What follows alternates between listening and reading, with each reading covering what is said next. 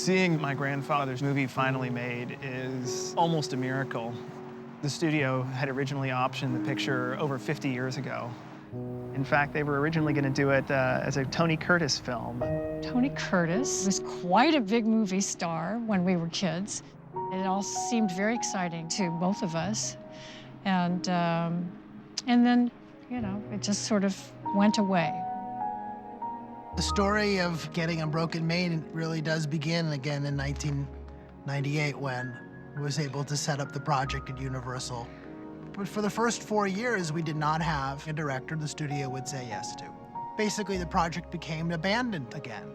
I realized, wow, this has been shelved for decades. I wonder if this is ever going to happen.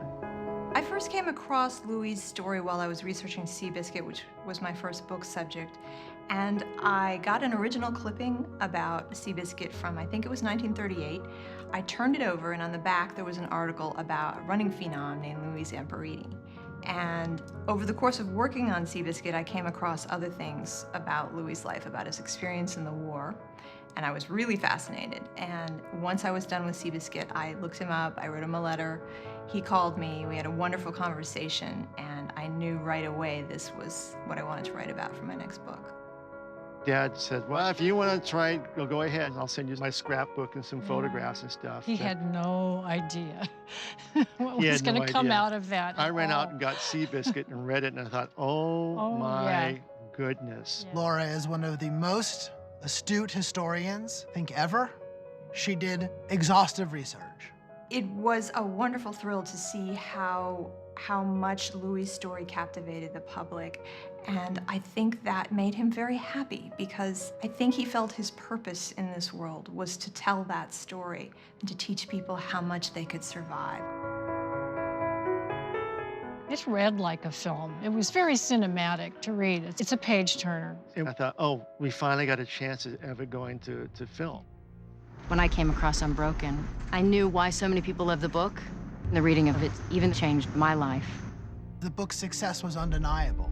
It's been on the bestseller list for 3+ years. It went on to become a phenomenon. I didn't know when I'd read the book whether or not he was still alive, and then found out he was. And I said, where does he live?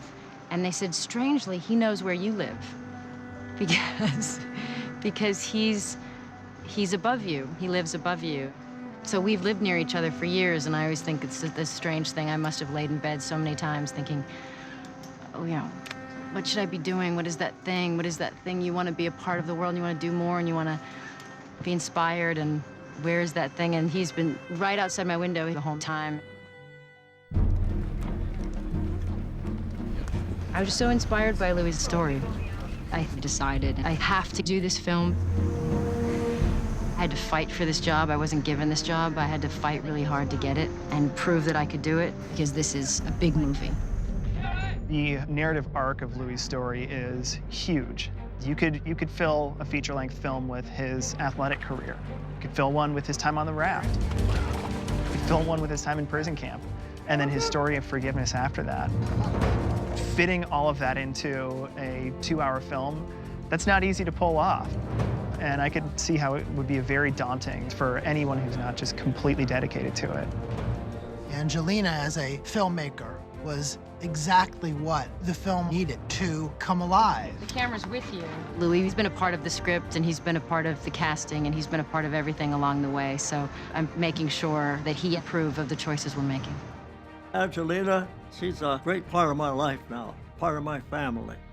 I believe she will do a fabulous job with the movie.